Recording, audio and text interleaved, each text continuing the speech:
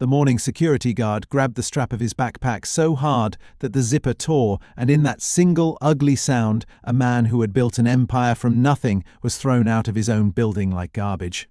If you have ever been judged for what you wore instead of who you were, stay with me until the end of this story, because what happens next will remind you why kindness costs nothing and cruelty always finds its way home.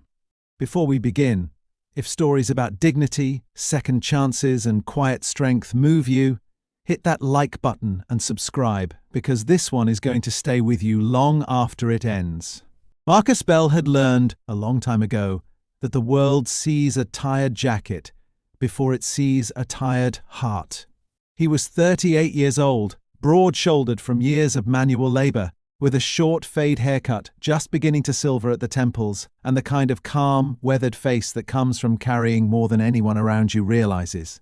He wore the same faded navy jacket most days, the collar soft from washing, a plain grey shirt underneath, denim jeans gone pale at the knees, and boots that had walked more miles than most people drive. He carried a small backpack everywhere, and inside it, folded with more care than anything else he owned, was a single sheet of paper covered in a 9-year-old's careful handwriting. His daughter, Ruby, was the reason he got up every single day. Her mother had passed 3 years earlier, and since then it had been just the two of them in a small apartment above a laundromat. Marcus working double shifts as a maintenance technician to keep the lights on, and Ruby growing up faster than he wanted her to, because grief does that to children too. She was bright in a way that scared him sometimes, the kind of bright that asked questions he didn't always have answers for. And lately, her question had been simple and devastating. Why did her science project about renewable energy get picked for the city's Young Innovators Showcase, but nobody from any real company wanted to sponsor a kid from their zip code? There were nights, back when Ruby's mother was still alive, when Marcus would come home from a 12-hour shift to find his wife asleep on the couch with a stack of hospital paperwork still in her lap, and he would carry her to bed without waking her, then sit at the kitchen table doing math that never quite worked out. He learned in those years what it meant to hold a family together with nothing but stubbornness and love, and when she finally passed, he promised himself, standing at her graveside with Ruby's small hand in his, that his daughter would never once feel like she was less than anyone else's child. He kept that promise the only way he knew how, by showing up every single day. Even on the mornings his body begged him to stay in bed. That morning, Marcus had an appointment. Not a job interview, not a favor, an actual scheduled 10 a.m. meeting with the Community Outreach Office of Meridian Technologies, the gleaming glass tower downtown that Ruby's teacher said sometimes sponsored local students. He had called 3 times to confirm. He had ironed his one collared shirt and worn it under the jacket, because the jacket was the only warm coat he owned, and the October wind cut through downtown like a blade. He had Ruby's certificate and her diagram in a clear plastic sleeve inside that backpack, and he held onto the strap the entire bus ride like it was the only solid thing in the world.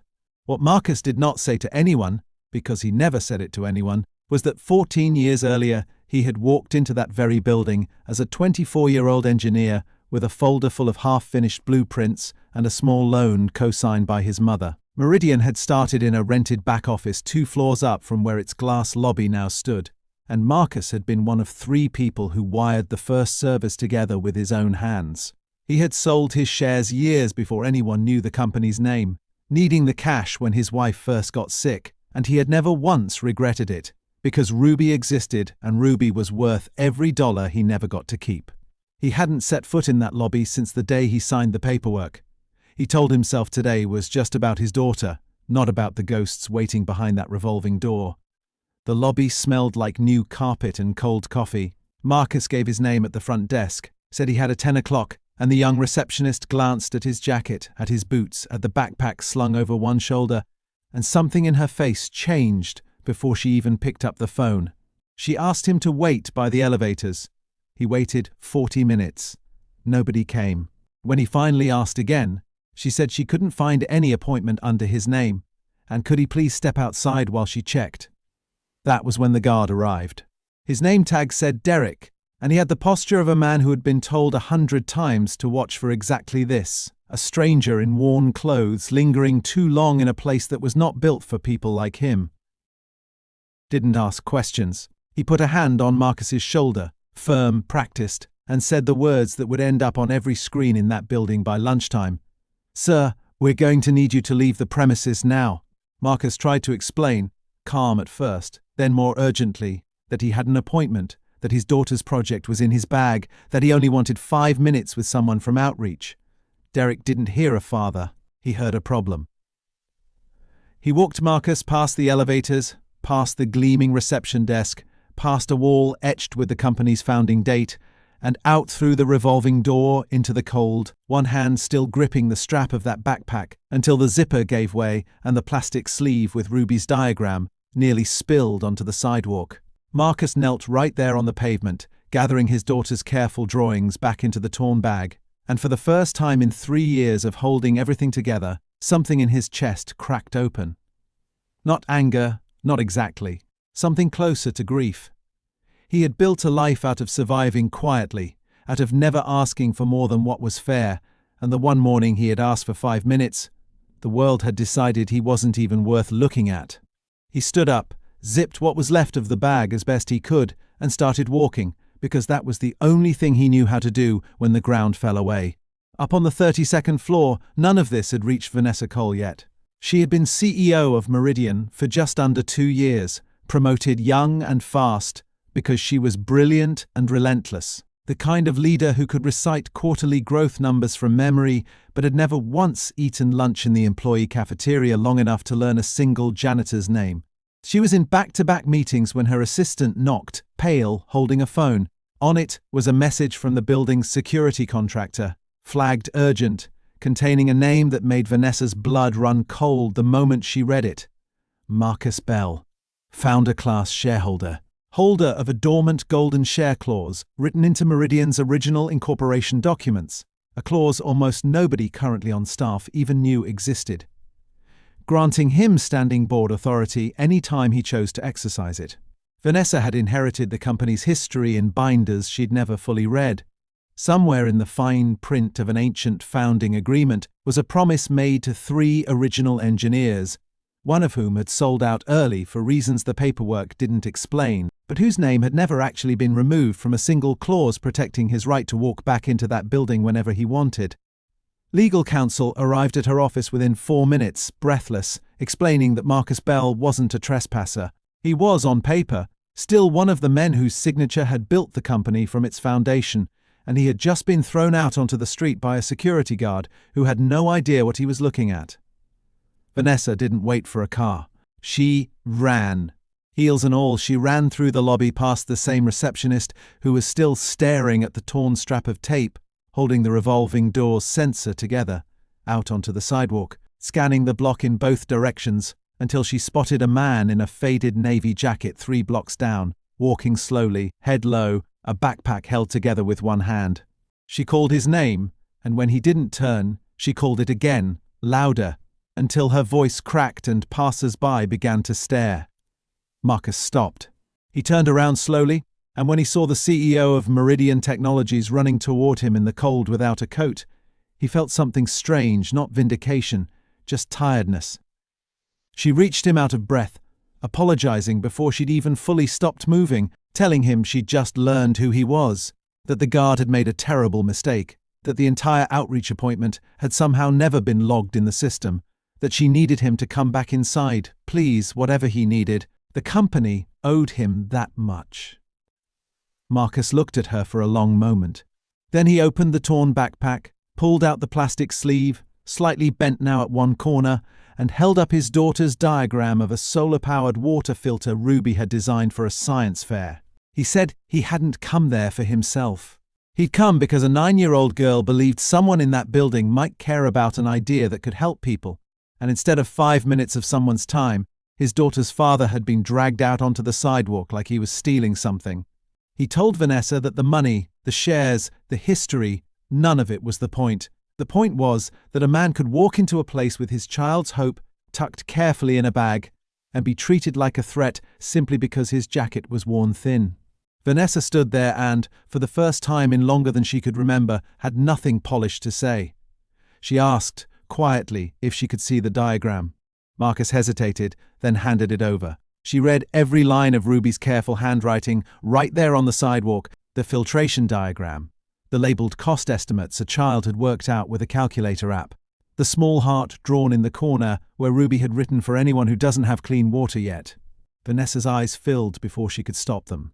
She asked Marcus to come back inside, not as a shareholder, not as a founder, but simply so his daughter's project could be seen by the people who might actually help fund it. Marcus said no at first. He said he was done being anyone's afterthought. But Vanessa didn't argue or plead further. She simply asked him one more question. What would it take for him to believe that this company could still become something worth his daughter's trust? Marcus thought about Ruby's face that morning, hopeful in a way he hadn't seen since her mother passed, and he thought about every other kid in every other worn jacket who might someday stand in that same lobby. He agreed to come back, but on his own terms. He told Vanessa he wanted the outreach program rebuilt from scratch, run by people who had actually needed help once themselves. He wanted every security guard in that building retrained, not punished unfairly, but taught to see a person before they saw a threat, because Derek wasn't a villain. He was a man following broken instructions in a building that had forgotten what it was built for. He wanted his golden share clause activated, not for money, but for a permanent seat overseeing exactly this, so no father would ever again be dragged out over a torn backpack strap while his child's dream sat folded inside it. Vanessa agreed to every word before he'd even finished speaking. What happened over the following months became something the whole company still talks about. Marcus returned, not in a suit, but in the same kind of honest, worn clothes he always wore, and nobody in that building ever again mistook comfort for carelessness. Ruby's water filter design became the seed project for a new youth innovation fund, and she stood on a small stage at the city's Innovators Showcase months later, her father in the front row, in his same navy jacket, now carefully mended, clapping so hard his hands ached. Derek kept his job. He asked Marcus personally if he could be the one to greet the very first group of kids who came through the new outreach program, and Marcus said yes, because everyone deserves the chance to become someone better than their worst 5 minutes. Vanessa changed too, in ways that mattered more than any headline. She started eating lunch in the cafeteria. She learned people's names. She kept, framed on her office wall where every visitor could see it, a photograph of a torn backpack strap beside Ruby's original diagram, a reminder that the most important people who walk through any door rarely look like what you expect. Ruby kept a small framed photo on her nightstand, taken the day of the showcase, her father standing just behind her shoulder, both of them grinning like the whole world had finally turned in their direction. She still asked hard questions, the kind that used to scare him, but now when she asked why people sometimes judged others unfairly, Marcus had an answer worth giving her, one built from the worst morning of his life, turned into the best thing that ever happened to either of them. He told her that some people would only ever see the jacket, and some people, if you gave them the chance, would eventually learn to see the heart underneath it, and that the second kind of person was always worth waiting for. Marcus never asked to be famous, and he never sought credit for any of it. What he wanted all along was simple: for his daughter to grow up in a world that judged hearts before jackets, and for every ordinary person carrying an extraordinary hope in a worn backpack to be given, at the very least, 5 minutes. Somewhere out there tonight, there is a guard who will pause a little longer before turning someone away, a receptionist who will look twice before dismissing a quiet man at the front desk, and a little girl who now believes, without a single doubt, that her ideas matter, and that her father is exactly the kind of hero the world sometimes forgets to notice. If this story reminded you that dignity was never about what you wear, share it with someone who needs to hear it today, and subscribe for more stories that prove kindness always finds its way home.